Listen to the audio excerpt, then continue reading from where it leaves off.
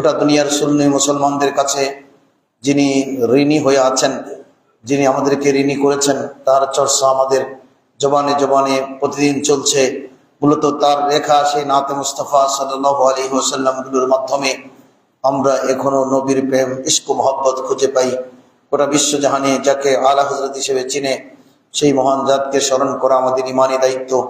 আজ হতে 20 সফর 25 সফর অর্থাৎ আগামী বুধবার আখেরি 4 সোমবার দিনেই এবার ওনার বিশাল শরীফের মহান দিন পড়েছে। আসলে আমরা কতজনের উরসে পাক করি, কতজনের ওরস মেলা মজলিস বসিয়ে গোটা করে ইন্তজাম করি, কিন্তু আলা হযরতের ওরস প্রত্যেক দিন করলেও সুন্নি মুসলমানের প্রতি ইনার যে অবদান, সেই ঋণের সুদ হবে না। মূলত সেই মহান জাতে কেরামীকে স্মরণ করতে পেরে, চিনতে পেরে আমরা আজকে নিজকে ধন্য মনে করছি। যার রফে দারাজাত কামনা করব, আলা হযরতকে আল্লাহ জান্নাতের আলা মুকাম, আলা তুরবত ইনার কবরকে বানিয়ে দিন। সবাই বলুন আমিন।